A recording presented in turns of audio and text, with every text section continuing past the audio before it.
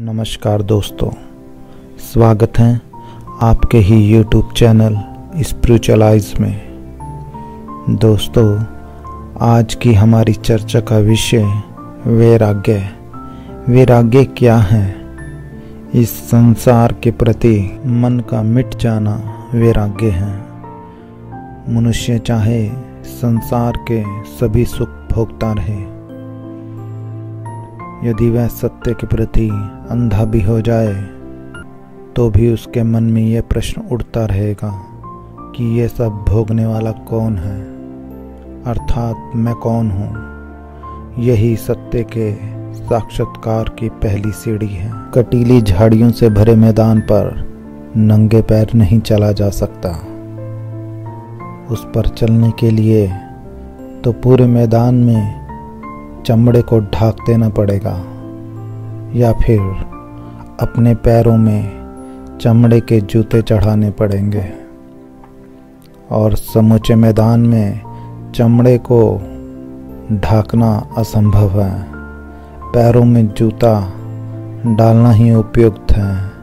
इसी तरह इस वासनापूर्ण संसार में असंख्य कामनाएं और वासनाओं की पीड़ा से छुटकारा पाना हो तो या तो सभी वासनाओं की पूर्ति हो जानी चाहिए या फिर सभी वासनाओं का त्याग हो जाना चाहिए। परंतु वासनाओं की पूर्ति होना तो संभव नहीं, क्योंकि एक वासना को पूरा करने जाएंगे तो दूसरी वासना आकर खड़ी हो जाती है। इसी ज्ञान, विचार और संतोष के द्वारा वासनाओं का त्याग करना ही उपयुक्त है।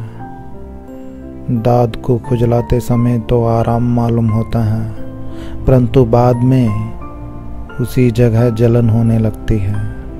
संसार के भोग भी कुछ ऐसे ही हैं। शुरू में तो बड़े ही सुखद मालूम पड़ते हैं, परंतु बाद में उनका परिणाम अत्यंत भयंकर और दुखमय होता है। अब प्रश्न उठता है, ये तीव्र वैराग्य किसे कहते हैं? जानते हैं आप? बनत बनत बन जाए, अर्थात भगवान का नाम लो, सब हो जाएगा। यह सब मंद वैराग्य के लक्षण हैं। जिसे तीव्र वैराग्य होता है उसके प्राण भगवान के लिए व्याकुल हो उठते हैं। जिस प्रकार माँ के प्राण अपने बच्चों के लिए व्याकुल हो उठते हैं, जिसे तीव्र वैराग्य होता है उसे डर लगता है कहीं मैं डूब न जाऊं। इन आत्मियों को वह काले नाग की तरह देखता है और उनसे दूर भागने का मन होता है और भागता भी है। घर गृहस्थी का बंदोबस्त कर लूं, फिर ईश्वर चिंतन करूंगा, ऐसा विचार वह नहीं करता। उसके भीतर बड़ी जिद होती है। भक्तगण भगवान के लिए सब कुछ छोड़ देते हैं। पतंगा यदि एक बार प्रकाश को देख ले तो फिर वह अंधेरे में नहीं जाता। चींटी गुड़ में लिपट लिपट कर भले ही प्राण दे दे, पर वह उसे छोड़ती नहीं। इसी प्रकार भक्त भी ईश्वर के लिए प्राणों की बाजी लगा देता है और दूसरी कोई चीज नहीं चाहता। जो परमहंस होता है वो पूर्ण ज्ञानी होता है और कामनी कंचन का त्याग किए हुए बिना ज्ञान प्राप्त नहीं हो सकता। ज्ञान एकाएक नहीं हो जाता, ठीक समय पर होने पर ही होता है। रोगी को तेज बुखार चढ़ा हो तो डॉक्टर उस समय कुनैन नहीं देता। वह जानता है कि इस समय उसे काम नहीं होगा।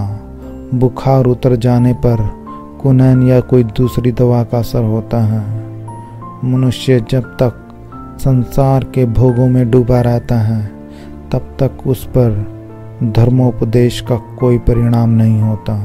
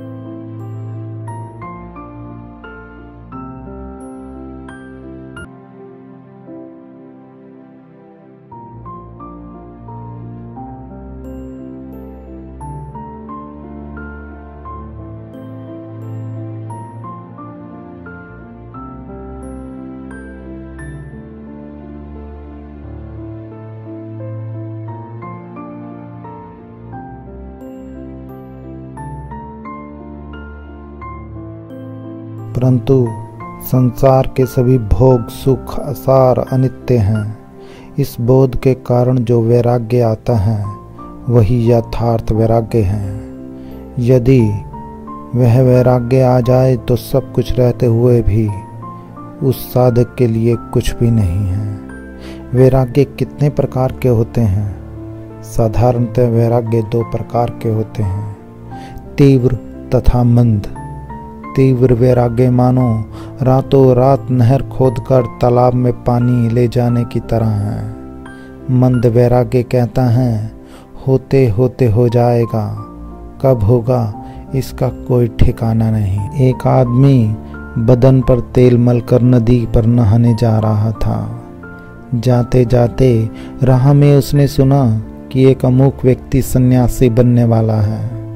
कुछ दिनों से उसके लिए वह तैयारी कर रहा है। सुनते ही उसके मन में यह बोध उत्पन्न हुआ कि सन्यासी होना ही सार वस्तु है, और उसी क्षण उसी हालत में वह सन्यासी बनने के लिए चल पड़ा। फिर वह घर नहीं लौटा। इसी का नाम है तीव्र वैराग्य। मेरी बातों को बड़े ध्यान से सुनने के लिए आप सबका बहुत बहुत धन्यवाद। अगर आपको ये वीडियो अच्छी लगे तो आप इस चैनल को सब्सक्राइब और मेरी वीडियो को शेयर ज़रूर कीजिएगा। धन्यवाद।